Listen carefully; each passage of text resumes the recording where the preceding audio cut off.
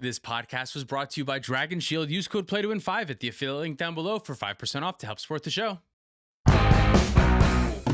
Welcome back to the Play to Win podcast, where we talk about winning in cEDH. I'm Cam. I'm Dylan. I'm Tyler. And this week we're talking once again about Modern Horizons 3. This is part 2. The first one was last week. Go watch that. It's linked somewhere. Then come and watch this. We're talking about green cards, multicolored cards, and lands. That's exactly what we're talking about. Also, colorless cards. Colorless cards too, yeah. Yeah, which would include lands. That's true. Lands are colorless. Yeah, so Tyler, what do you have to add before we start? Ooh, I feel like we're going to say a lot more of the exact same thing that we said 100 times last podcast, which is these are good in monocolor decks. Yep, yeah, I agree. We're going to say that so often. 2 color decks, monocolor decks, big boost. Probably not about the multicolored cards. Probably, yes, I agree. Yeah, I don't think any of those are good in monocolored decks. No, fair. but in 2 color decks because they are 2 colors. So yes. Yeah. All right. Well, now that I'm thoroughly confused, let's start the podcast. So our first card is Bridgeworks Battle. This is 2 and a green for a sorcery that says target creature you control gets +2/+2 until end of turn. It fights up to 1 target creature you don't control, and it's also a land. So on the back, it can come into play untapped if you pay 3 life. Otherwise, it comes into play tapped, but you can tap it for green. I am so sorry. Your arm was in Cameron's lens over here, so I was trying to move it out, and I wasn't listening to a word you were saying. Is this the green? Is this a fight land? No, it's not your fault at all. This is the fight land, This is the fight land. Okay, yes. Yeah. This card's fine. What's the mana cost again? It's 2 and a green 2 and a green. to essentially remove any creature that you want in play. Because +2/+2 is enough of a boon to basically any creature that you're going to be able to deal with the creature that you want 9 times out of 10. This already exists, kind of, except it doesn't give the pump. We have a card already that is like 2 target creatures fight, and it's a land on the other side, but it's a tap land, and it doesn't give the pump. So this is like strictly better? This is strictly better, yeah. But you're not playing that card. The card that you might be playing is Turn Timber Symbiosis. So is a 3-mana removal spell better than Turn Timber Symbiosis? I feel like this is a trick question. Yes, I feel like this is an obvious right? yes. Yeah, It costs 3. The Turn Timber Symbiosis, like the effect is powerful, but that's 7 mana. That's not happening That's so much. much, yeah. And when it is happening, you're in a bad spot if that's what you're casting, I think. Like Sylvala's the only deck that reasonably might even want that. But now if your deck is playing that, I feel like you just swap it out for Bridgeworks Battle. I've seen some Kinnan lists with that in it, but I do think Bridgeworks Battle is probably just better. Are you playing this in Kinnan? Probably, yeah. I think so. Yeah, I think any 2-color, again, deck, I think this could even leak into 3-color. Depends on which 3 colors you have. If you're already a little bit light on removal, like if you're playing Teamer, this feels like better. If you're playing like Swords to Plowshare colors or like other, like, I guess, are there black removal spells that are actually good, or do I just think that from other formats? I feel like I'm constantly disappointed by the black removal spells in this format. So maybe if you're in like Abzan colors, this is good with your Swords to Plowshares because black doesn't give you any remember, removal. one of the black land is 4 mana, just destroy target creature, period, full stop. Yes, So, that's like, true. And that's kind of, yeah, if you're in black, I think you definitely choose that one over this. Yeah, well, if you're an Abzan, you play both. You play both, maybe. Yeah. We're not sure where it sees play, but it definitely is going to see play in a couple of decks. I think this one is good. Again, your low color green decks, 2 1-color green decks. This will see play. 2.6? I'm going to go like 3.3. 3? I'm going to okay. go with a regular 3. Regular 3. All right. Averages out at about a 3, I think. I think all these pretty much average out to be about a 3 based on where they're going to see play in the meta overall. So, which is more than normal, right? Like, obviously, this is a Modern Horizon set. It's supposed to be very powerful. But even though we're not giving all of these 5 out of 5s, a lot of these are playable cards that are being added into the format. That alone is like a huge boost. Yeah, big time. That's going to change things a lot. yeah, So the 3 is really the playable level in cEDH from where our scale is. So, yeah, this is very playable. Put this in your green decks. Guys, I really fucked up. what have you done? We got through most of these lands before I realized we should have been comparing this to the cake trope where you cut into the thing and it's like, oh, this is cake too. Is it It's cake? like it's with the cards are all lands. Yeah, like, that's it's true. like, oh fuck, it's actually also a a land. land. Is this cake? That's funny. I couldn't tell this was cake. All right, Collective Resistance is our next card. This is 1 and a green for an instant with Escalate for a green. So you can pay an additional green for each mode that you can choose beyond the first. So choose 1 or more. You can destroy an artifact, destroy an enchantment, or you can have target creature gains hexproof and indestructible until end of turn. And you have to pay 1 extra for each of these? Correct, yeah. 1 green extra. 1 green extra for each of these. So I guess like the best case scenario is someone targets your creature with a removal spell. You give it hexproof and indestructible, and then you destroy a Rhystic Study and Trinisphere. Yeah. Or you could take that 4 mana and just cast a Smothering Tithe. I think this is not it. Normally, Moto spells are like pretty good. In my head, this is, similar to Archdruid's Charm that just came out. Sure. Or Yeah. Archdruid, I don't know. It's a whatever. little bit more flexible, but yeah, I see what you're saying. It does a bunch of stuff. But I think that one has much more powerful modes, and the costing on this is just not there for me. I don't think this gets run over Nature's Claim, and just like stapling a heroic intervention onto the Nature's Claim that's only targeting one of your creatures. I just don't think it's good enough to make it. It's fair. Yeah, unfortunately, I have a negative take as well. I think the existence of Force of Vigor makes this card completely unplayable. Yeah, that's true. There are a couple options that are better than this. I like this card because it looks a little bit like Wear and Tear, which is a card that I like and have played in the past, although probably I haven't played it in probably like a year or Not two. recently, yeah. It can do a lot of things. The ceiling is high, and I think the floor is not too low because at its worst, it's always going to be something, but you guys are probably right. There are probably better options at this point. I'm not even positive this makes it in the one color decks, but I do think it's in the world of playability, so I kind of wanted to talk about it. Well, I like Wear Tear because it's not green. Like, because it's in 2 different colors that don't always have very easy ways to deal with these permanent types. Like, that makes it a lot different. Whereas this, like, I already have Beseiju as well. And, like, there's so many options that we have. And you do hit a threshold of this kind of effect, too, where you don't really want this. And I don't think that Hexproof and Indestructible for 2 mana or 1 to tack it on is enough of a benefit to like rather run this card versus the 1 and free options. Yeah, you're probably right. I'll give it a 1. I'm gonna give it a 1 too. Jeez, I will say 1.5. I think it's not quite a 1. Jeez, you guys are savage. Just... 1 is basically it'll see it play in a very small amount of decks, if any. I think if you go back to last week's podcast, you will find that you gave a 1 to like only the very worst card on this entire list. And What I was don't the think worst that's- card? Maybe I should give it a little Oh, bit I don't higher know. list. I don't know. Today I'm feeling like it's a 1. You guys are just talking so badly about it. Well, 'cause it is a 1. That's if you're why. giving it a 1.5, I'm going to give it a 1.51 because I think it's better than you think it is. So 1.51 it is. All right. Well, then our next card is Disciple of Freyalise. This is 3 and 3 green for a 3/3 elf druid, and when it enters the battlefield, you may sacrifice another creature. If you do, you gain X life and draw X cards, where X is that creature's power. And guess what? This card's a land too. It's also cake Oh, is it inside. cake? It's Yeah. cake. Yeah, this card's cake Trick too. question. We don't know because they are facing the front. So Yeah.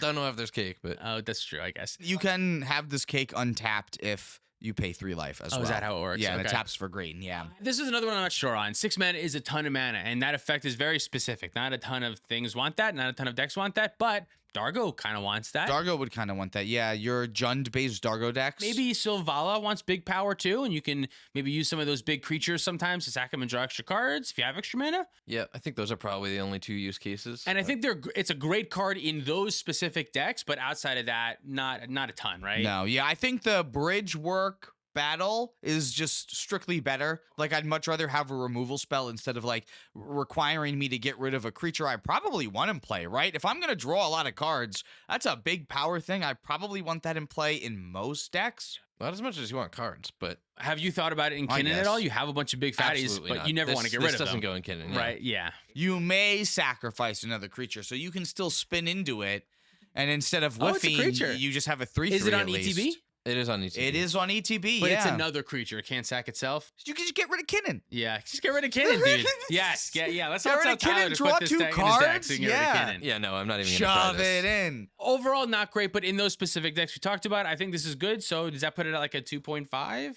Somewhere between a 2 and a 2.5. I'll say 2.3, something like Yeah, that. I don't know. I'm going to give it a 3 still because that is still playable, right? This card's still playable. So I'm going to give it a 3. 3 it is. Eladamri, Corvectol. I think that's the next word after Eladamri. Eladamri is 1 and 2 green for a 3/3 legendary elf warrior. You may look at the top card of your library at any time. You may cast creature spells from the top of your library, and for a green and tap it, and tapping 2 untapped creatures you control, reveal a card from your hand or the top card of your library. If you reveal a creature card this way, put it onto the battlefield. Activate only during your turn. This is wild. This is a green card, so I want to give the floor to you. It's a creature, a green card. What do you think first? Because I think the ceiling on this card is kind of high, but I'm not. What do you think? I think the ceiling is pretty high, but in the 99, I feel like this is not necessarily that powerful of an effect. Like at 3 mana, being able to play creatures off the top is pretty strong. This is a better rate than Vizier of the Menagerie or anything like that, like other similar cards. So that part of it's very good. But I think the cheating a creature onto the battlefield really requires things to like line up just right. So if it's not as appealing playing in the 99, then you're talking about having it as your commander. And if you're in mono green, I think just cheating huge creatures in can't really get you there that easily. So I think this is like deceptively like very good for casual, but just like maybe not quite cEDH. I could be wrong. I think I overall agree with you. As the commander, it runs the problem of like without the commander, your deck now kind of sucks because you're playing a whole bunch of big creatures, even more so than Kinnan would be probably playing in hopes to get this going. Cheating on a whole bunch of mana cost and doing it so that it's uncounterable. And this is another one like Wishclaw Talisman where it's on your turn, not at sorcery speed. So you can still do it like inside of combat if you want Worldly Tutor a combat, I don't know, a lord on top of your deck or something like that. I think I agree with you overall. It's probably going to be a little bit like too much of an investment almost for most cEDH decks to be interested in, but in the right casual, in the right high power deck, this is like a great mana advantage. I think basically this is playing on roughly the same axis as Yisan, and it's just not as good as Yisan. I think I agree with that. Yeah, I think I agree with that. I don't think the setup cost is that high. I mean, you just have to have stuff in your hand, and you're gonna have mana dorks in this deck. You have to have something to put in. You have to have a big creature in your hand. Well, you have to have stuff in your hand. You have to have 2 untapped creatures that are going to be tapped for this. So your mana dorks are now useless. So it's essentially 2 extra just mana. a 3 if they're mana dorks. ability then. And yeah. he taps, which means which means he's only able to do this once per turn. And you have to have him survive a turn cycle. And in an Orcish Bowmaster world, we talk so much about how Orcish Bowmaster is really good. This one kind of requires you to very like lean into the strategy that Orcish Bowmaster is good against. Yeah, no, I definitely don't think that he's good in cEDH, but he's gonna shine in like Cube. Oh yeah, it's a powerful card. Like just like on an evaluation of a card, I think the card is strong. I don't know if it will have a great home in cEDH, but if you're playing Elf Ball in cEDH, if you're trying to make that work, I think this one probably if goes you're in an there. Elf Ball, I think this one would go in there. But there's not many decks where I'm like, ooh, I want to find a way to put Terrastodon into play. Yeah, so, that's true. yeah, so very niche, very niche. 2.2. 2.2. Sure, 2.2. 2.2. Have yeah. we ever said before like this is good in Cube? I feel like that's a new one. Like we'll talk about other formats sometimes, but like this is good in Cube. It's just like this card would be sweet in my Yu-Gi-Oh deck. This card would suck in Yu-Gi-Oh. You can't cast creatures in Yu-Gi-Oh. There's no creatures. There's monsters. Well, yeah, They're monsters. monsters. Yeah, but you still need the It's green a mana. totally different card type. But then how do you even have this in play if we're not translating? Well, because in Yu-Gi-Oh, you can just do wild shit, and you could just like You put can all cast- different kinds of One of stuff the cards into says play. cast a creature from Magic the Gathering. From another From your game. Magic the Gathering deck. It's next to your Synchro deck and your Fusion What? deck or whatever. Your Magic the Gathering There's so deck. many decks in Yu-Gi-Oh. The Magic the You Gathering can now deck. play yeah. Magic the Gathering in Yu-Gi-Oh. Wow, yeah, they've had Universes Beyond in Yu-Gi-Oh for so long. That's funny. Have they actually? Yes. Oh, Yeah. I never knew. No, they haven't. No. I don't know anything about Yu-Gi-Oh. No, but I really wanted to take that farther, but I don't want to be that mean. What's the next card? Evolution Witness is 2 and a green for a 2/1 Elf Shaman Mutant. For 1 and a green, you can adapt 2, which says that if this creature has no +1/+1 counters on it, you put 2 +1/+1 counters on it. And when 1 or more +1/+1 counters are put on it, return target permanent from the graveyard to your hand. So you kind of have to think of this as like a 5 mana 4/3 Eternal Witness, pretty much. But you can't get anything This isn't back. a land on the back of it? Sort of. This isn't a land on the back of it, no. It makes it worse. Yeah, I think I expect everything to have a land on the back of it now.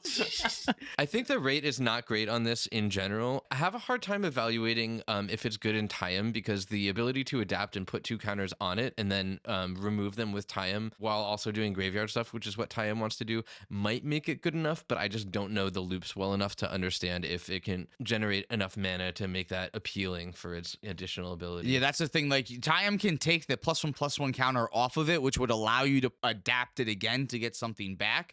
But that's 2 mana to adapt it, right? Counters, though. It's 2 of them, which means if you adapt it for 2 mana, it gets the 2 counters. It already entered with the Vigilance counter if Tayum is out. Yeah. So it's immediately doing the 3 counters you need for a Tayum activation. Which That's is, really good. Which is why I think, yeah, it potentially goes into Tayum, and it might simplify some lines. I just cannot be bothered to learn the lines in Tayum, and I never will. Yeah.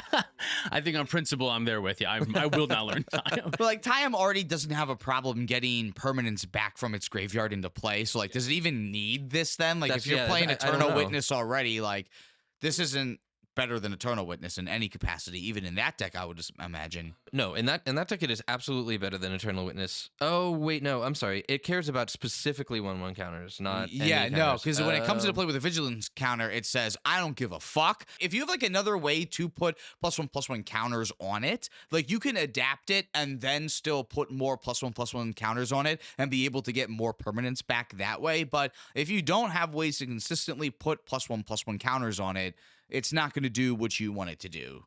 So if you're playing Gave, I feel like every set I bring up Gave and like there's just more stuff that it gets. But like this is something that, you know, again, if you have an engine that can consistently keep putting +1, maybe if like you're playing Agatha's Soul Cauldron, maybe this is something that you end up wanting because you can snipe something out of a graveyard. I am is. Yeah, right. Okay, so yeah, Tie-Em card. Outside of that, maybe nothing else. I got nothing else to add. That sounds about right. What is this? Like a two, this is another two-ish? I would give it a 2 because that's it's 2 +1/+1 score. counters, and it has 2 power. So I was it's going to say 2.2 again. it's a 2. I Okay, like this. 2.2 with this one. All right. Cool. All right, the next card then is Fanatic of Ronus. This is 1 and a green for a 1/4 Snake Druid. It taps for a green, and if you are ferocious, meaning that you have a creature with power 4 or greater, you can tap it for 4 green, and it eternalizes for 2 and 2 green, which means that if it's in the graveyard, you can exile it and create a token copy of it that's a 4/4, which means that it turns itself on. It itself is ferocious when you eternalize it. This card feels insane. This feels like the most pushed mana dorks in a long time. I feel like this card is really good. I think in most decks it's still worse than Bloom Tender is Really? my hang up. Yeah. Okay. So I'm probably not going to try it in Kinnan, even though I do often have creatures with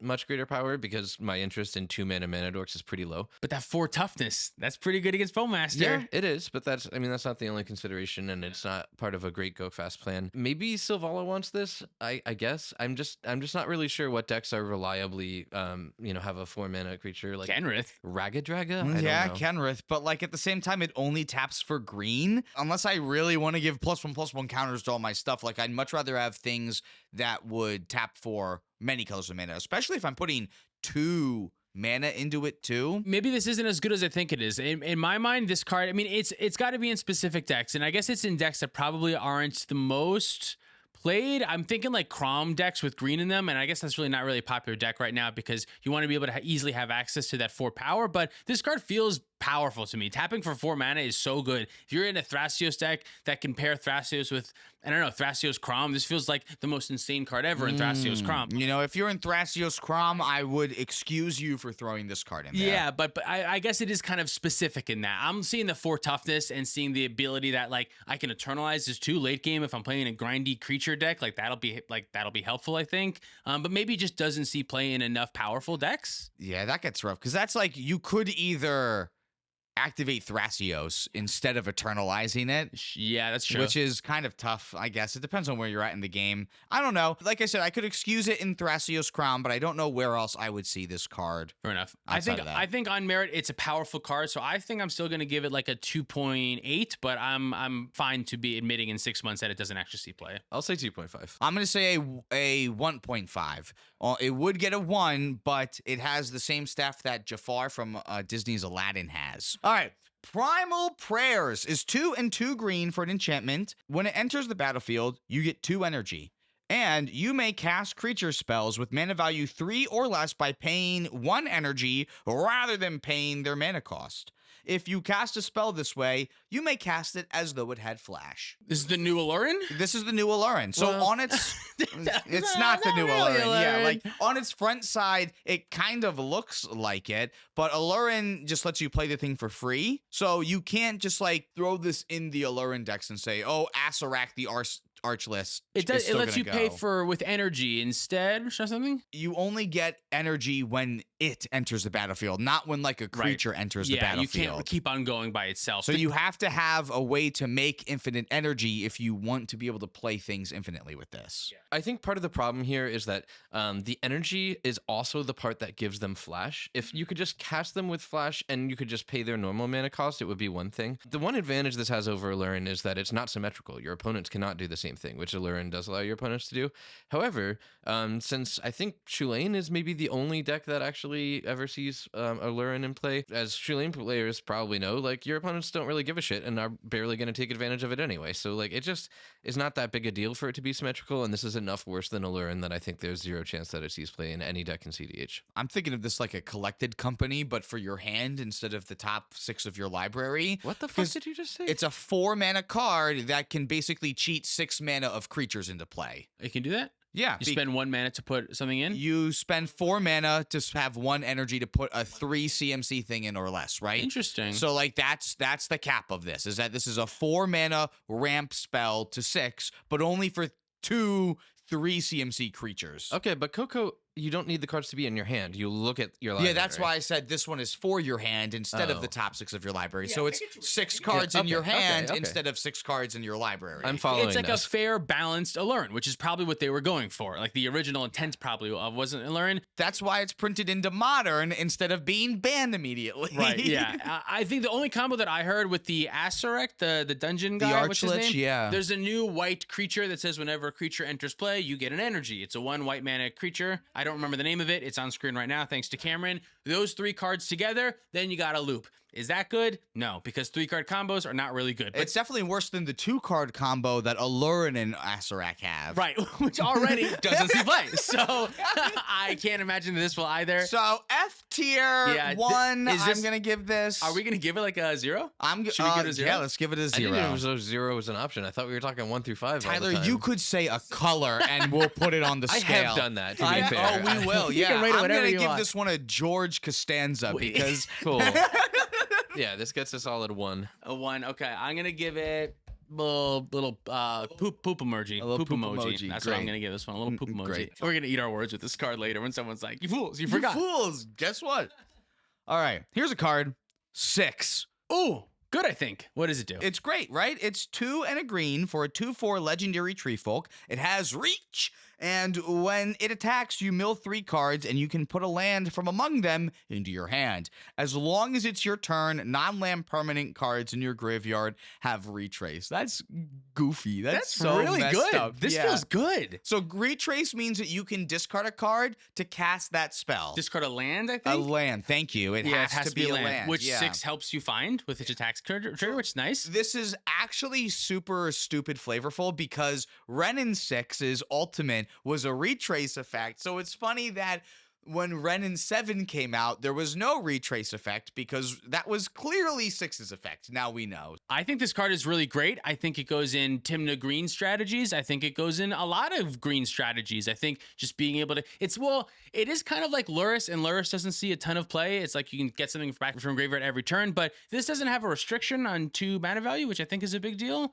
And this does stuff by itself. It gains you advantage by yourself. Big 4 toughness, which I really like. Reach, not as relevant for us, but sometimes it will be. I like this card a lot. I think it's good. Fueling itself, I think, is what makes it much better than like a lot of these other effects that we typically see like this. I don't think it's that great, to be honest. I think this is a smaller Muldrotha that makes you jump through hoops in order to do it. And my biggest issue is that it neither has haste nor does this on ETB. It is only when it attacks. So you need to already have spare lands. The effect of playing something from your graveyard definitely is very strong, but I think this is certainly not a commander.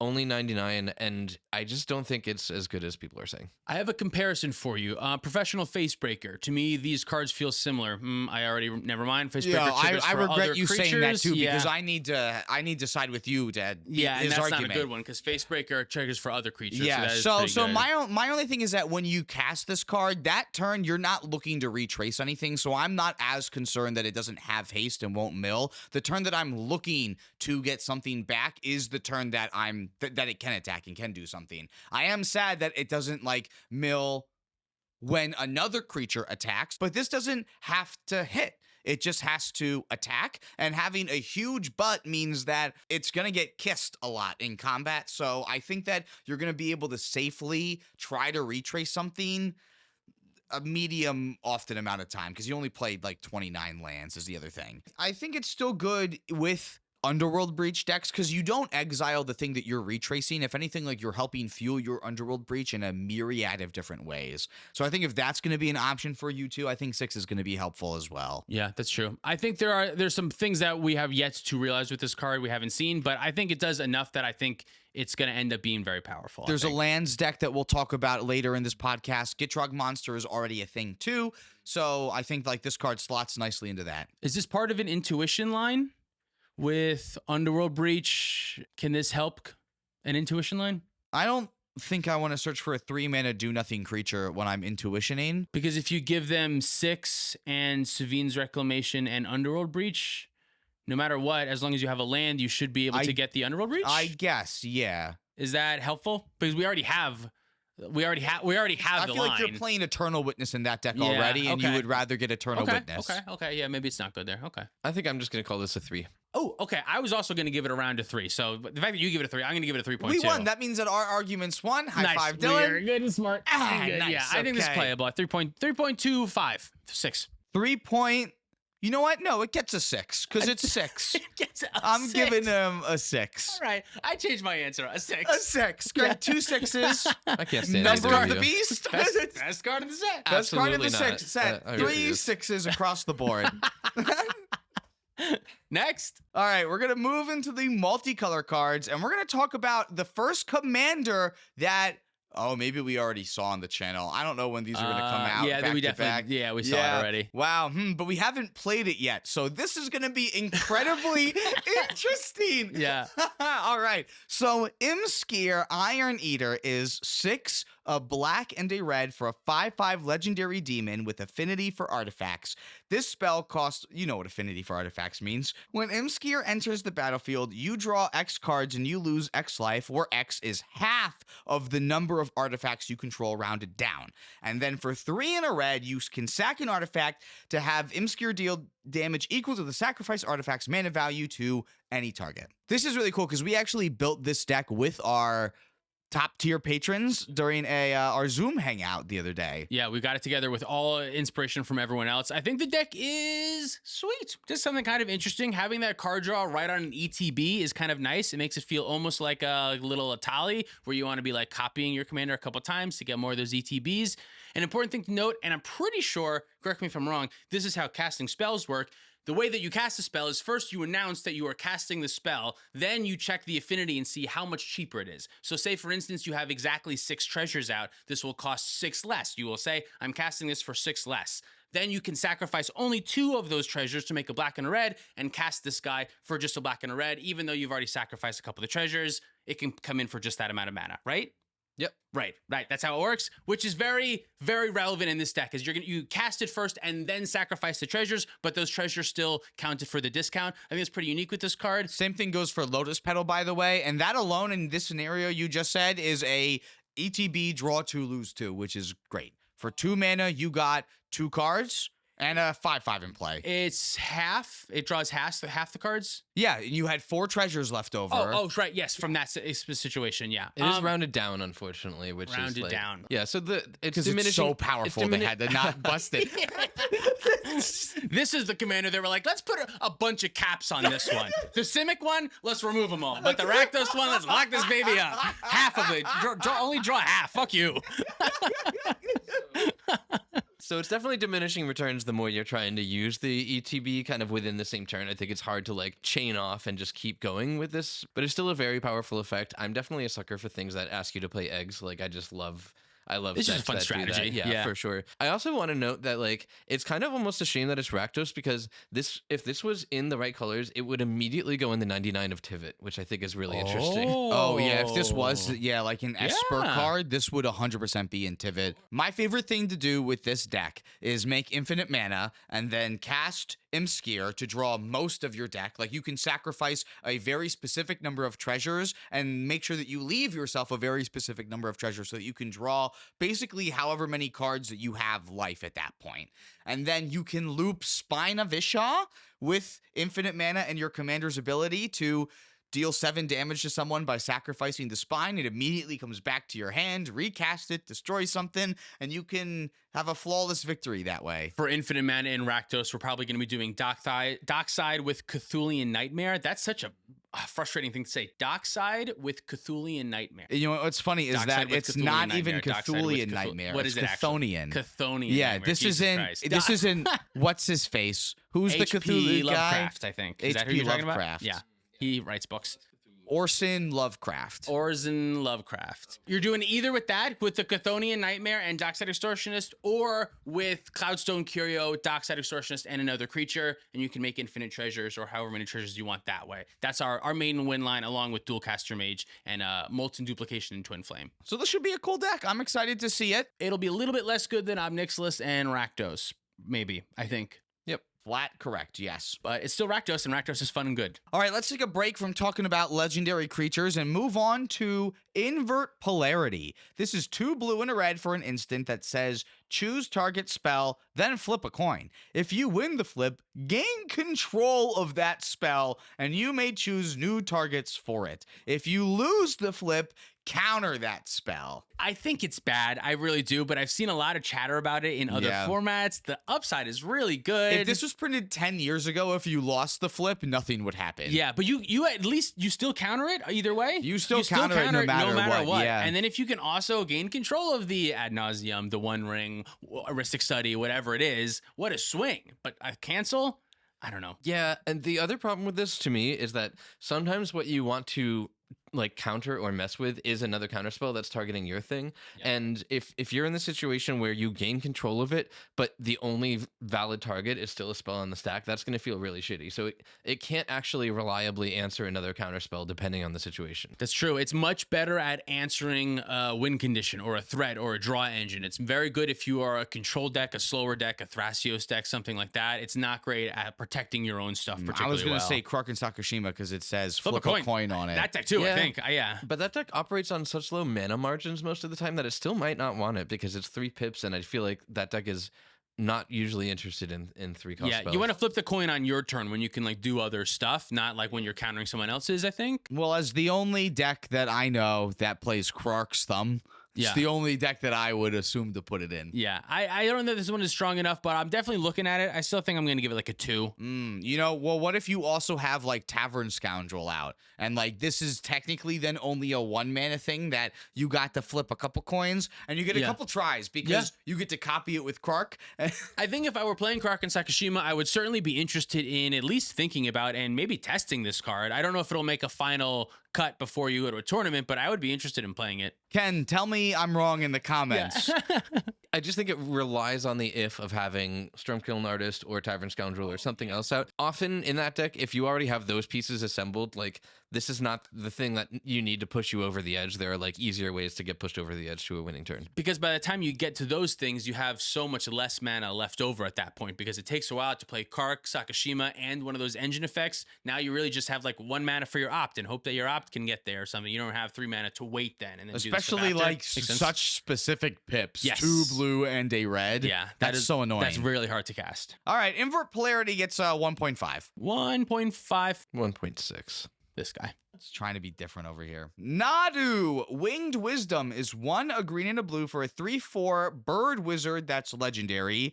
It flies, and it also says creatures you control have, whenever this creature becomes the target of a spell or ability, reveal the top card of your library. If it's a land, put it onto the battlefield. Otherwise, put it into your hand. This ability only triggers twice each turn.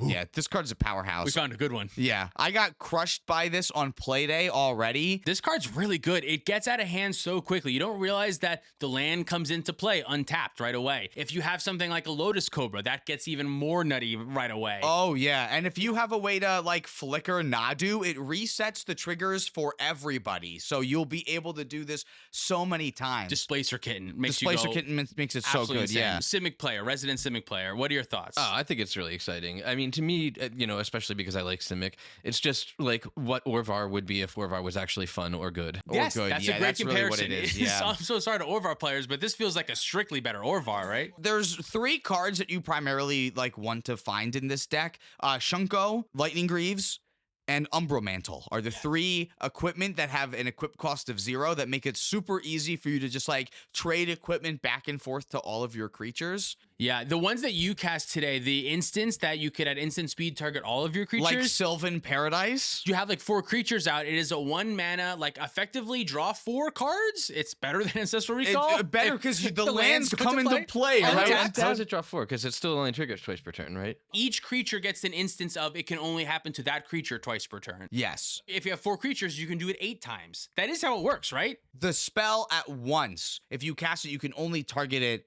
everything once. But if you have the second one, then yeah, you can target them all again. If you have 4 creatures, you target all 4 of them and they all go. They all go, yeah. Nutty. Card's good. It's nutty, yeah. It's definitely nutty. The instants like that, I think, are also like secretly very, very, not secretly, they're very, very powerful. Yeah, this deck. it's made Scoot Swarm a cEDH playable card as well, because every time the land comes in, you just make more tokens that then you can keep putting your Shunko onto them too and getting more and more triggers that way as well. What's the build? The Pony Rider or something? The one that puts +1/+1 counters on stuff? Hey, you put a +1/+1 counter on a creature whenever a land enters the battlefield. So the land ETB, you get to trigger a thing again, and that gives you another instance of another trigger then too. Yeah, so you like land comes in, Scoot Swarm triggers, makes a 1/1. Bill says put a +1/+1 counter on that 1/1. Your commander says do the thing, and then if it's a land, you do it again. If it's creature, you cast it. Yeah. And just try to keep going. So it's like also really good with your top deck tutors as well, because it makes it super easy just to get them into your hand as well. Again, like you said, Displacer Kitten is absolutely wild in this deck. A lot of the win lines that you'll go through if you don't have Scoot Swarm will involve like Displacer Kitten and Eternal Witness for infinite mana with like some of your mana rocks then too. But the deck is wild. The deck can do some absolutely crazy things. Bad thing about this deck, if you throws the Drannith Magistrate out, your deck has a decent amount of not so good cards in it. The equipments that you mentioned, the thing that targets stuff, they don't really do anything if you don't have access to your commander. So that is like a potential weakness of the deck. You do have to play a decent amount of bad cards in this deck because of what your commander is doing. It's one of those, the upside's so great when you have it, but when there is an early Drannith and like you're screwed over by turn order, you have to be prepared for that. And the comparison to like something like Kinnan, which also technically plays cards that would otherwise be considered like bad cards. Consecrated Sphinx is normally too much mana to play. Your deck can play it though. You're more like Tron, where if you just wait, eventually you will be able to cast your bad cards and they are really good. Whereas if you wait in this deck, a Fettle Alchemist isn't going to do anything helpful for you, right? Yeah, if there's a Drannith, you just wait forever and eventually your things are bigger than everyone else's. So that is a potential weakness of this deck, but nonetheless, I still think it's going to be a very powerful deck. So I haven't played it or played against it yet, but my instinct is I would call this like a 4/7. Yeah, I think this is high. I think I would consider right away, it's like Stella, maybe even a little bit better than Stella. And Stella was considered basically like a cEDH deck. I think it's this better is, than Stella, is yeah. at least in that conversation of Stella. So yeah, 4.5, 4.6 for me, I think. In other players' hands, I would say it's about a 4.9. In my hands, it's like a 2. Okay. It'll average out. It'll average out. But I do want to play this deck a lot more. I have been looking for a third cEDH deck for quite a while, and I do think I want to start playing this deck a little bit more often just to like really get into my fingers. It's very complicated. There's so much stuff that you can do. So it's a good one that you can goldfish. Because you can just on your own, it's probably just fun to take a 17-minute turn and just go through the whole thing. So that's a good thing. I love decks that take too many game actions. I put Cody together recently. I've been goldfishing Cody. It's great. I can take 47 actions on my turn 3 that I miraculously made it to every single time. Yeah. It's great. All right. All right, let's talk about another one. This is Flage, Titan of Fire's Fury. 1, a red and a white for a 6/6 legendary Elder Giant. When it enters the battlefield, you sacrifice it unless it's escaped. And when it enters the battlefield, you get to deal 3 damage to any target and gain 3 life. And that also happens when it attacks. Oh my God, it's Lightning Helix. It's Lightning Helix, yeah. But you can also escape it for 2 red and 2 white and by exiling 5 other cards from your graveyard. Worse than Uro, better than Kroxa? Probably. I don't know if I think it's better than Kroxa, to be honest. As a card, yes. As a commander, maybe not. Yeah. I think definitely not. I'm not sure I see it as a card either. My issue is that the escape cost is relatively high in just red-white, which I guess would be in the as a commander category. Anyway, I think it's a lot harder to find like great ways to recur this unfairly. Like there's some ways in white, but just like not that many. Its color combination does restrict it a little bit. As a card in other formats, I think this is much better. And even as a card in our format, I'm never playing Kroxa in the 99. This is at least removal. I can kill something specific. Kroxa doesn't actually do anything, but it is an outlet in the command zone. This is also an outlet in the command zone, but in Boros, your dockside loops you don't have any tutors. You can't really find them. You know what I mean? You have to just like hope that you get them, and you don't have a ton of Rhystic Study or Mystic Remora, any draw engines to find them. You have a few. There's a few new ones as per Sentinel. We've gotten a couple, but not a ton. And there's no ad nauseum. There's no big draw spell to help find those stuff either. But it is removal in the command zone, which is nice. It is a little bit of a haymaker because if you can escape this and leave it out, you can kind of control the board sort of quickly. You have to have other stuff going on as well, though. It can't just be this because just this is not enough in cEDH. I do think it being an outlet makes it interesting as a potential commander of just like Boros good stuff. That's the thing, like it makes it cross off 2 of the 5 things that we're looking for in a cEDH commander, being an outlet and removal and actually a huge beater. So it's actually 3 of the 5 things that we're looking for. Not the good things. I mean, not the good things, and its color combination is really the most restrictive thing. I think naturally the Boros version of this kind of cycle is just going to be one of the worst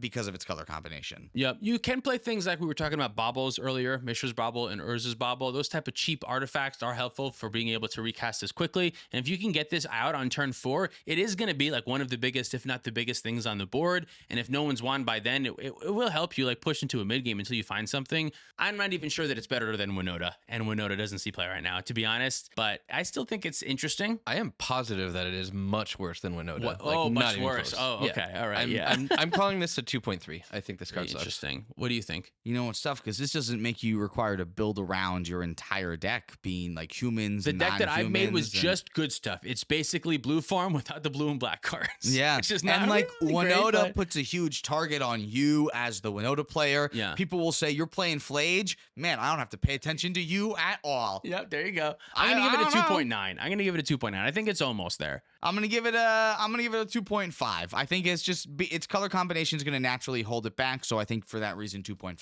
Also, we underestimate Boros because of our possibly jaded old opinions. Boros has gotten a lot of juice recently. That's true. Are we biased? We may be a touch biased. Humans being biased? Couldn't be. What? Next card. All right. Move on quickly. The Necro Bloom. This is 1, a black, a white, and a green for a 2/7 legendary plant. It has Landfall for whenever a land enters the battlefield under your control, you create a 0/1 green plant creature token. If you control 7 or more lands with different names, oh, that's a Field of the Dead text. Then you create a 2/2 black zombie. Oh my god, it is Field of the Dead. Oh, it literally has Field of the Dead text, but better.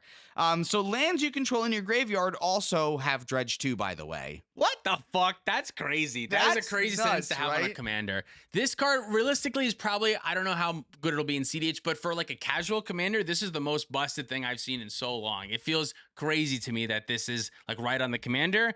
For cEDH, the only thing that I can think to do with it are Gitrog, a discard outlet, and then any sort of land, and you can go through the Gitrog combo. So it's kind of like the same amount of pieces that Gitrog needs, except instead of looking for that other land, you have to look for Gitrog specifically. Right, you just said any old land will do, so you don't have to find the Dakmor Salvage. And instead of having a draw engine in the command zone, you don't. You have white, though, so you have silence and things like that. Is that worth it? Yeah, and your draw engine instead is like getting to use Beseiju over and over again, getting to use Strip Mine over and over again. Also, you make plants in 2/2s. You can have board advantage. That's sort of a thing. I think this card is potentially something. I think the right pilot can do a lot with this deck. I think you're going to play against this and not think too much about it and let it hang around for a turn longer than it should, and it'll go way out of control very, very quickly. It's in what I think is pretty good colors to find stuff. So it having a combo that like you have to find specific things. You have so many tutors. You have so much protection.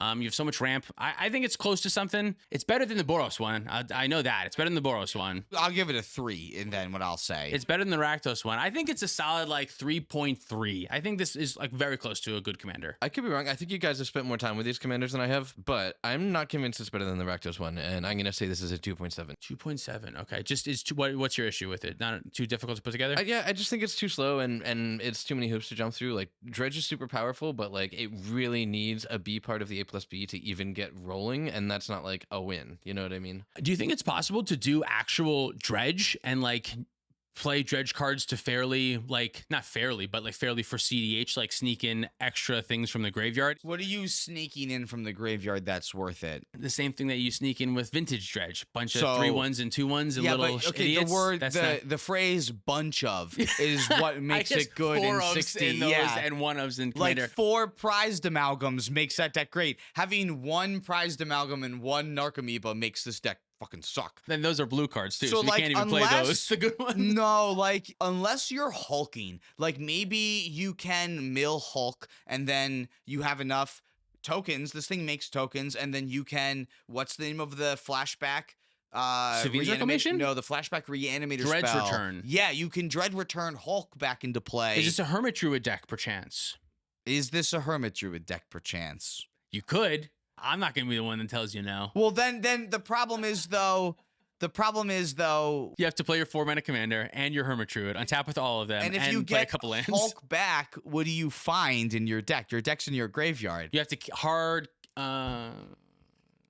Guys, You don't find Hulk. You reanimate something else. I don't think it's there. Yeah, it might not be there. It might not be there. It's got a lot of words on it. I like lots of words. We might eat those words if Nate kicked our ass in the video. Yeah, this is a deck that Nate will kick our ass with because we're going to try to win and we're not going to get there because he's going to one-time Swords to Plowshare and then on turn 18 he's going to attack us with 40 zombies and And we'll have, die. like, Ranger Captain Veos back up. There you go. Yep, that's what it'll be. Can we move on? Should we record something real quick that will cover all of our bases just in case we're right, though? Yeah, this card is so good. I know we're going to lose. I still think this card is bad.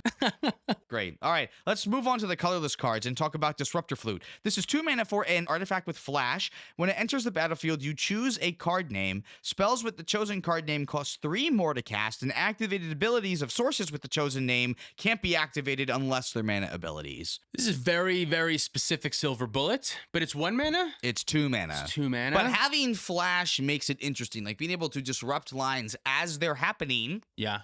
is pretty cool. I mean, I really think the only like great use cases for the Pithing Needle part of this are like Emil and Kenrith. Like, I don't know. Birthing Pod, the One Ring Thrasios. I'm with you, though. Not a ton. I don't think there's enough cases that it's going to feel good that you want this kind of narrow effect in your deck. If you're looking for reasons to hit the One Ring, but what think did I there say are- last think week Haywire about? Might is a much better option. I think if you want to have a specific Silver Bullet, there are better options, I think. This one is good if you're in a bunch of artifacts. If you're in Urza deck and maybe you just want more of your artifacts to do stuff, this is an artifact that does stuff. I think there are 80 or so artifacts that do better stuff. You don't have to commit to it either. Like with flash things, right? You can hold up Mana Drain and this and Urza, and depending on which one's better for you, you have the option to do both. I love that. I will say making LED cost 3 is potentially very good in the middle of an Underworld Breach line. But by the same token, you can also just pay 2 mana for a Null Rod instead, and that just seems better. Null Rod doesn't have flash, but I see what you're saying. There are much better options. Like, you can play this card in decks that you don't need Null Rod because it doesn't just stop that. Like, it can stop like a whole litany of different things, basically anything that we need it to. Does Magda want the ability to tutor for this? Magda might want the ability to tutor for this. It kind of depends on, I think, what your stacks package looks like right now. But like, if you're already playing Pithing Needle, I think this is definitely something to keep an eye on, especially if you're not paying mana for Pithing Needle and you decided to cut Urza's Saga for some reason. It has a lot of words on it. This is another one where it's got flash, the 3 more thing, and the stopping of the activated ability. I'm not positive all of that's quite enough, but it's close. But I'm still thinking I'm giving it like a 2-ish, somewhere on a 2. I'm saying 1.8. Yeah, okay. All right, the next one is a little bit of a tricky one here because it's 1 in a blue. This is Emers Messenger. 1 in a blue for a 2/1 Eldrazi Fairy Rogue, but it's devoid, which is why it's in the colorless section here. It has flying, and whenever you draw your second card each turn, create a 0/1 colorless Eldrazi spawn that says sacrifice this creature to add a colorless. This looks like a Lotho. I don't think it's a Lotho, but it looks like a Lotho. This looks like a Lotho, but it does not smell like a Lotho, unfortunately. Yeah, this is whenever you draw your second card each turn, whereas Lotho is whenever a player casts their second spell of a turn. Yeah. That one happens a lot more often, unless you have a way that you're routinely drawing 2 cards on your opponent's turns. If the text on this is you make one of these little guys per turn cycle, which is just assuming you find a way to draw an extra card on your turn after you already get your normal draw, I think that's probably not good enough. So you need to be doing something that is going like routinely drawing you extra cards.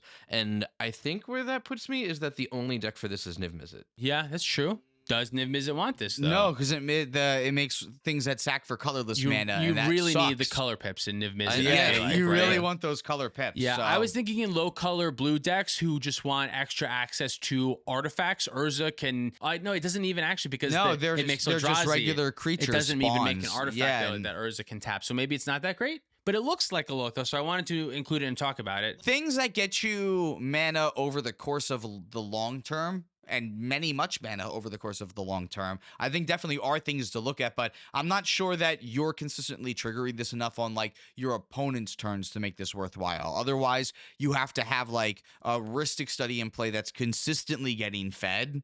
You can sort of think of it, and this is not a good comparison, but it's like a 2-mana rock that taps for colorless. That is sort of what this is like.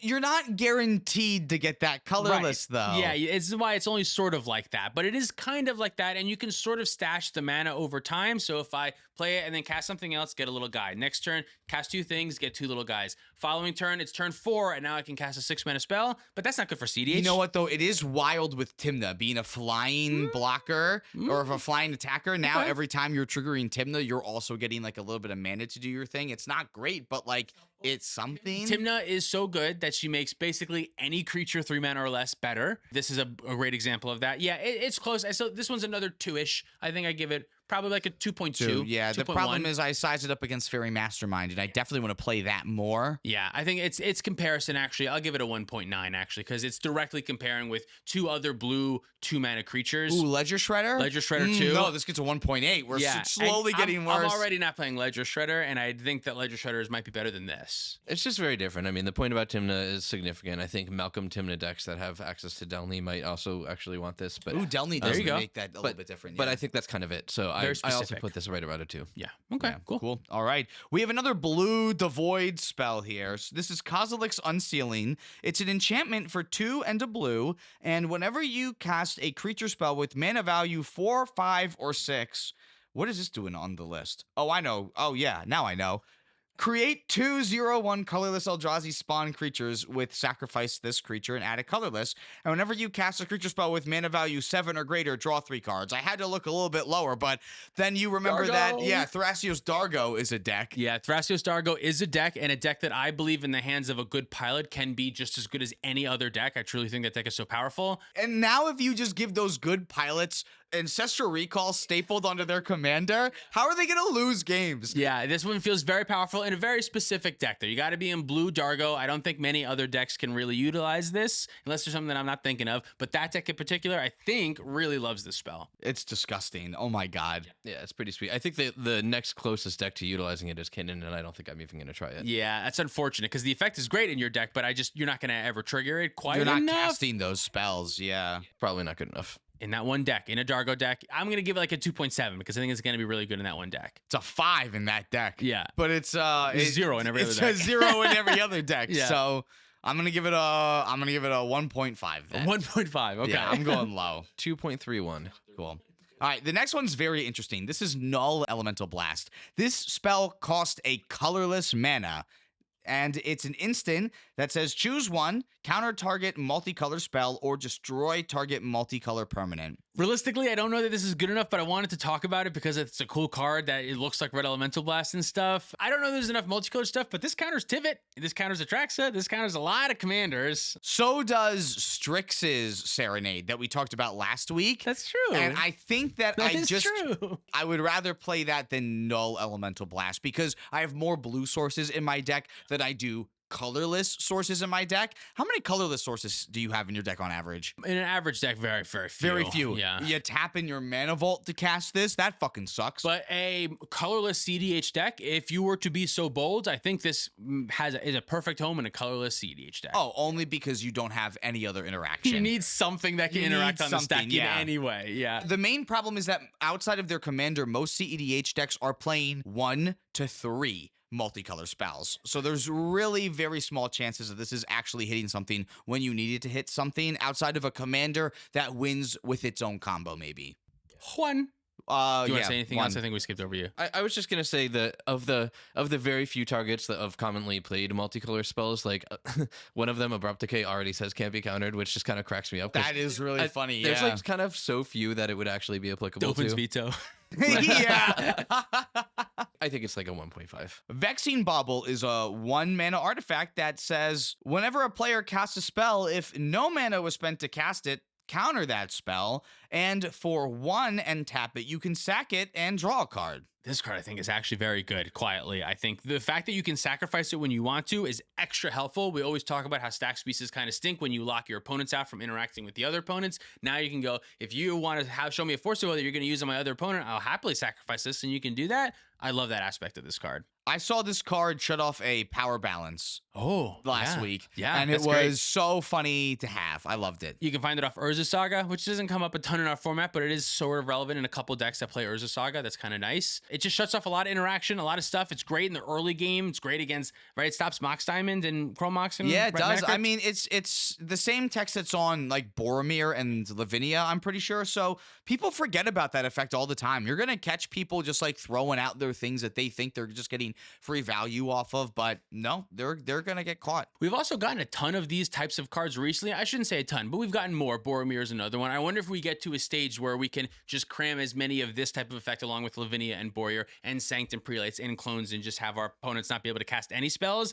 That's what I was trying to do with my 2 Temnas deck like years and years ago. We've gotten more pieces now. I kind of want to revisit. And you know, the more free spells we get, the better that's going to get then too, because if we're just playing more free spells and decks, we're going to get caught with it more. So Yeah. What do you think about this card? I think it's probably good enough to be running a lot of decks. Decks that are running a bunch of free counterspells are not going to want it probably. So I think this is mostly for non-blue decks. I think it will absolutely see play. It's a very powerful effect. As you said, being able to sack it at will is really good. good Urza card. Great Urza card, yeah. Great Urza, and then great non-blue. If you're in non-blue, I think this is a great form of interaction. You can kind of look at it as like a weird form of interaction, I think. I like this card a lot. I think I'm going to give it like a 3.8, 3.9. It's not quite a 4 because it's not going to see play in all of the very best decks, but I think it'll see play in a good chunk. So 3.8. I'm going to give it a 3. 3, okay. Just because I feel like it. Here's Winter Moon. This is 2 colorless. No, this is 2 generic mana for an artifact that says players can't untap more than 1 non-basic land during their untap step. And you'll notice there's no other additional text that say unless this thing is tapped. Yeah, this card is a look at Winter Orb. This one is a little bit more fair. You can play it around it yourself a little bit more by playing a bunch of basics. I'm not looking to play this type of effect in cEDH often, but if I were, I think this is a good rate at this effect. If you're looking to slow the game down to a halt, this is a great card to add into your deck. I think so too. I don't agree with that statement. You're saying if you want to slow things down to a halt, this is great. The problem is that it doesn't stop the artifact mana from untapping. And in my opinion, that's more or less the reason that Back to Basics is just like not playable. The blue enchantment that does something kind of similar. So I think this just is not going to see play. I don't think it's good enough. You can cast this off of 2 colorless mana, off of a Soul Ring, a Mana Crypt, a Ancient Tomb, or something like that. So it's much easier to get in earlier than the card that you mentioned, which is the 3 mana blue enchantment. But I understand what you're saying. For that same reason, land hate specifically isn't a great hate in cEDH because we get mana from so many other places. But if you compare with other things, if you're layering on with other effects, I think this can be a piece of the puzzle. But I see what you're saying. Yeah, I see what you're saying. If Rogsai is going to play Winter Orb, maybe more decks should be trying out Winter Orb and Winter Moon maybe. So who knows? There was like a Rogside deck that was trying to do that. Was that good? Maybe we don't know anything about cEDH. We don't know a damn thing. Yeah. This card overall, I'm not going to give it a 3. I think it's a 2.4. I'm going to give it a 1. A 1? I think that if you're Yeah, like 2.4 is way too high. Yeah, really the only thing that makes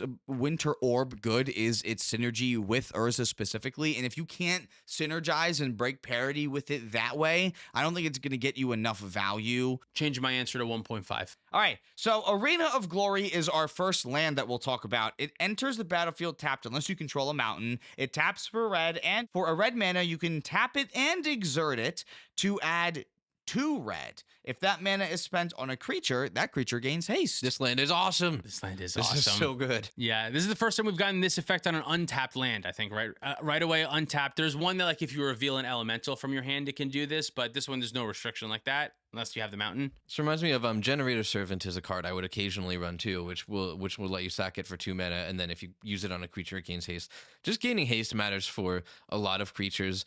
Decks like Atali that are just trying to rush out a really big commander really fast are going to benefit from this a lot too. It's a shame for Atraxa that it's not in red, honestly. That is very true. One thing that I'm thinking, Kalia of the Vast, which is not a commander that sees a ton of cEDH play anymore, but that's one where you want to get that attack trigger right away. This is a great card for Kalia of the Vast, I think. Are you talking about monocolor Atali? Because that's the only reason why that's the only Atali that I would want this in.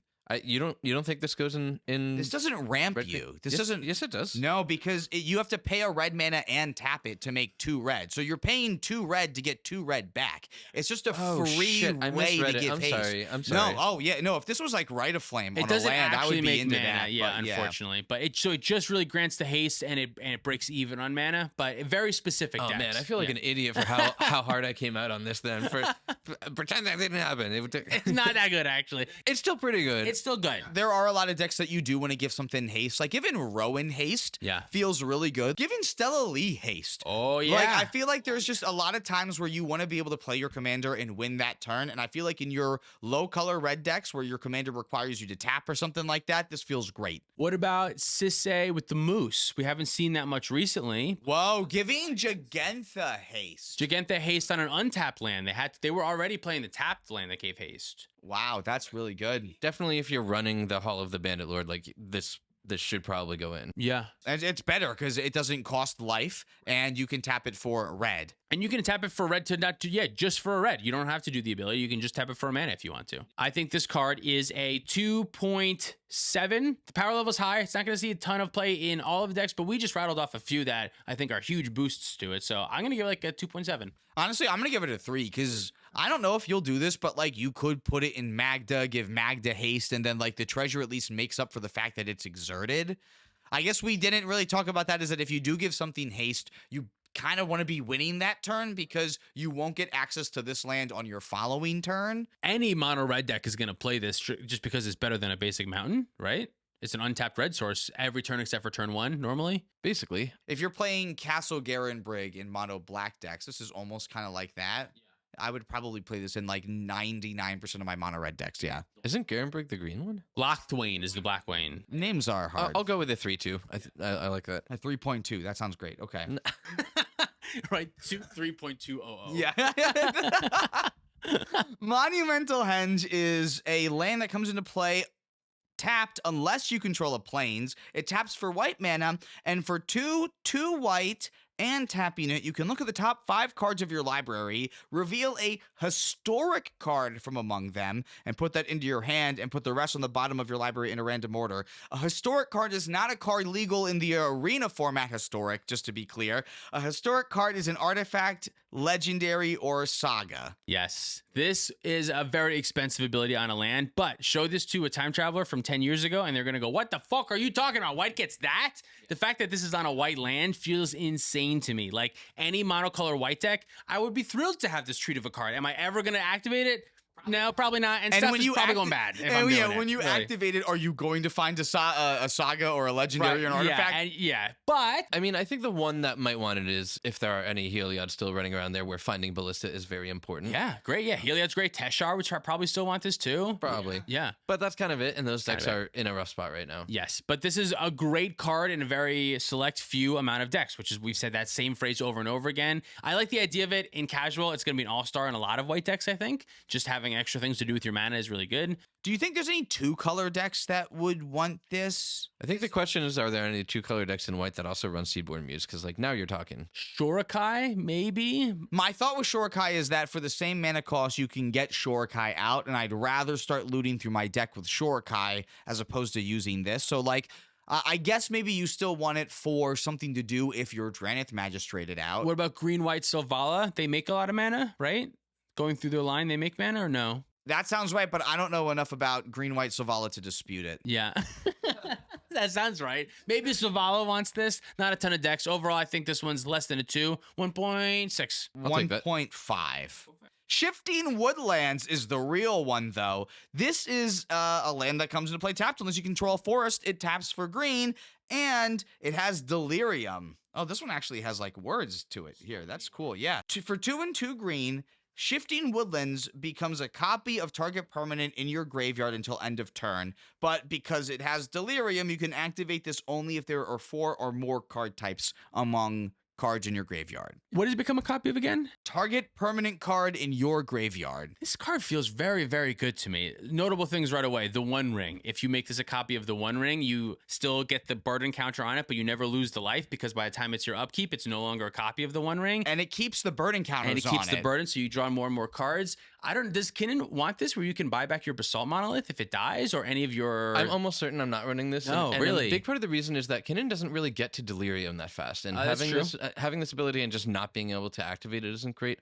I kind of think the best use case might be decks that are still running Labmen, especially any that are in Hermit Druid lines, because being able to like flip over the deck with Hermit Druid and then just use this to make it into a Labman is appealing. But it's also pretty mana intensive to do that. 4 mana is not cheap. I don't think I'm gonna try Kinnan unless this is the kind of thing where I'm really underestimating it and people tell me like, hey, why aren't you running this? But I'll note that I did not say while reading this card, activate it only at sorcery speed.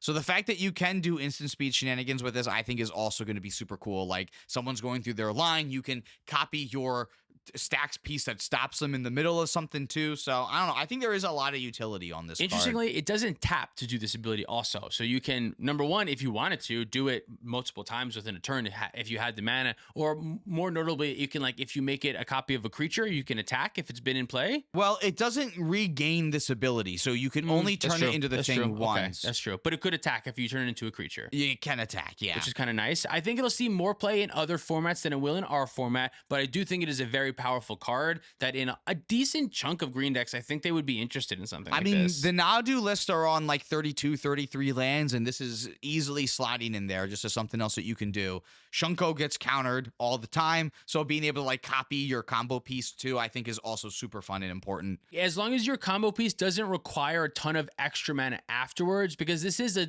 good chunk of mana to try to do it's 4 mana, right? You know, it is 4 mana. So you don't want to, on top of that, be like bringing back a Birthing Pod, and then on top of that have to Birthing Pod 3 more mana. No, although I may be wrong. I think it's more of like your backup win condition in that case than like something went wrong, but you still get the chance to untap and try to win again with your Birthing Pod in that scenario. It can be a copy of Underworld Breach. It could be a copy of right again, something else that like you can entomb for Underworld Breach and just right there. You don't even have to and bring like the breach you back. don't want to always plan for things to go wrong, but it's almost totally free to have this in your deck, right? It's not like the cost of a spell slot like Noxious Revival is. Do I have another intuition line? What if you intuition for this Underworld Breach and then any other? Well, this already exists in green. You can do it with any again. Eternal, Like, why don't you just do Underworld Breach, Noxious Revival, and Eternal Witness if you're going to do that? Yeah, that's true. But this can go in those similar decks, and if something happens, I think you can still do that. Yeah, this is, again, like a free card to have in your deck that if something happens to Eternal Witness, then in that line, your intuition pile would still work. It's just a land. I just want to say, I don't think it's as free as the ones where you pay 3 life, because you're not guaranteed this is coming in untapped.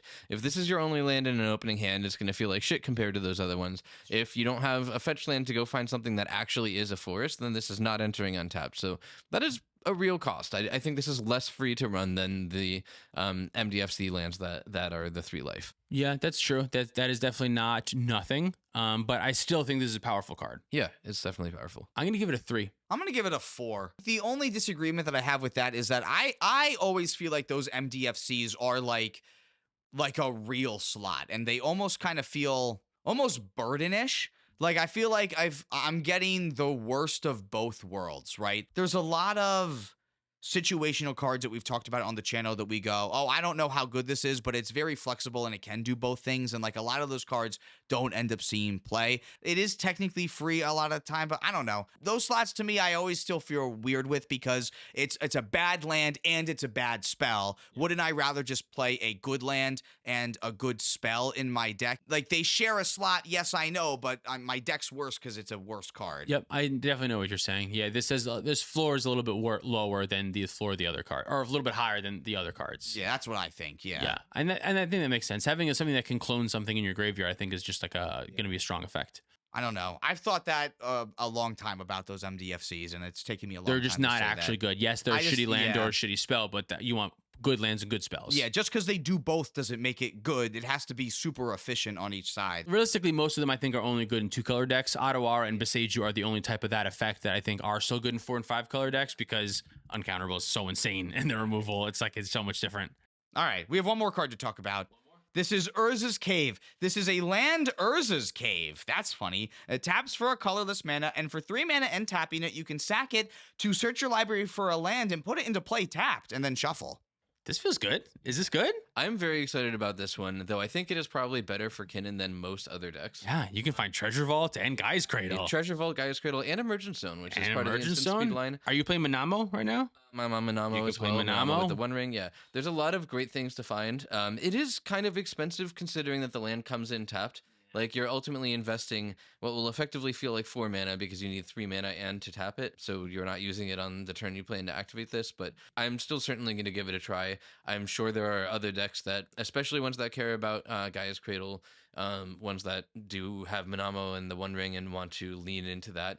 But because it's colorless inherently, it probably is only going in lower color decks. Certainly not more than 3, probably more like only 2. But also almost certainly going to see play in Obnix because Mount Doom is so good in Obnix lists. I think that makes it a pretty reasonable candidate there. If you have a land that you really care about, I like this as an uncounterable way to find your very important land, because uncounterable ways to tutor for stuff is just a really good effect. So if you have a land that like your deck leans on real hard or is an actual combo piece and you're in like 2-ish colors, I think this is a real consideration. And it's an Urza's land. Does that have synergy with anything? Stuff. I don't know about like specifically with Urza's stuff. I think the tower and the mine and the power plant are all they have to be specifically that, not like an Urza's land. I mean, this can find the other Urza's lands. Maybe that's why it's that's that. something. Yeah. Maybe it's better if you play it in. You're tired. Say. We've been talking about this site too long. We Yeah. probably missed a ton of shit too. Honestly, I'm sure we missed a ton of shit. What are your overall thoughts of the whole set before we stop? All right, so if I'm being honest, I thought this set would be a little bit more powerful for CEDH before coming into the set review than I do think post-set review. However, I think that the stuff on the high end of our list, our 4.5s and higher, are doing so much heavy lifting that it will still bring about the same amount of changes that like Modern Horizons 2 made to the format coming in as well. So that's what I think. I think 2-color decks got a huge shot in the arm. I'm not sure if that's true yet. Only time will tell. But I think 2-color decks, I think there's a lot more reason to be playing 2-color decks with a lot of these MDFCs and lands and stuff like that. I don't know if that's going to be true. You might just kind of how you said, where maybe you just end up with like cards that are both shitty lands and shitty spells in your hand, and maybe that'll suck if you have too many that effect. But I think 2-color decks just got a huge boost, so I'm excited to see stuff like Stellally, stuff like this Naru. What's the bird? Nadu, stuff like Nadu, more 2-color decks like that. I'm excited to see more stuff like that enter the meta because of this set. What about you, Tyler? Yeah, absolutely agree. I think 2-color decks and monocolor decks got a lot of love. Anything more than that really didn't. There's not that many, but there are a pretty fair amount of instant staples, at least for lower color decks. I think on the tier with MH2 with Commander Legends. So definitely did bring in a lot of powerful options. I think there's a lot that's gonna like take time to test. I think sort of like Commander Legends, there are enough cards that some of them aren't gonna see play right away, but might later once it's seen how powerful they are. So definitely looking forward to it. And I'm stoked because this is the first time I've gotten like 3 or 4 cards at a time that I want to try all in Kinnan. So can't wait. For me, Necro Dominance is the card of the set. I think that's the one that I'm pretty positive is going to see CDH play. That's my pick. You have one? Valiant Drake. Or was it Valiant? Is that what it is? No, are you talking about Volatile Storm Drake? Volatile Drake, yeah. Volatile. What about you? I think it's got to be Chthonian Nightmare. Yeah, that was good too. That one's very close for me. Yeah, again, just because Recurring Nightmare is fucking banned in the format, like And this thing's does gonna... a pretty close impression, closer than some of the other imitations. Yeah, so I don't know. I think this is going to be pretty easy to loop even in casual decks. Thanks so much for watching. If you'd like to support us directly, you can do so on Patreon like our $100 patrons. Very Khan, Old and Grumpy, Odd Cesarion, Gecko21, Caleb Ritchie, Zach Hartley, Kajo Alex, Sean in the Ice, Mark Cirillo, SoCal Acura, Stormageddon, Luke Cook, Demon of Rosgreaves, Peter Stewart, Cornell Wild, Uncle Butts, Nick Foles, Godo9, Kawaja A. Hamid, Lauren Connell, and Baby Jeebus. If you want to pick up any of our merch, you can do that at playtowinmtg.com. Huge shout out to Dragon Shield for supporting the show. Check out our affiliate link down below and code PLAY2WIN5 for 5% off. Thanks for watching. Tell them to check us out on social media. Check us out on social media, including Twitter. Oh, fuck. Twitter and Instagram and Twitter, Instagram, and TikTok. Yeah. See you next time. Or listening. Mystic Muffin Man, Nick Saxby, Jacob Bauer, Big Mike, Reactive, Tyler Watson, Brian Barrington, Zachary Coulson, Tyler H, X Tyler the Tree X, Mawcraft, Driving Crooner, Jabaha, Mace the Ace, Dalton Poteet, Hobo Ghost, Justin, Man Solo, Pedro, Jacob Depp, Michael Below, Jan Wildfang, Thomas Bueno, and David Nelson. Bing bang, walla walla, bing bang. Ooh ee ooh ah. Ting ting. Wada wada. Bing bang. Yeah, Nice. I don't know the words to this song. No, that was perfect. I can put that at the end credits, and now we have something funny.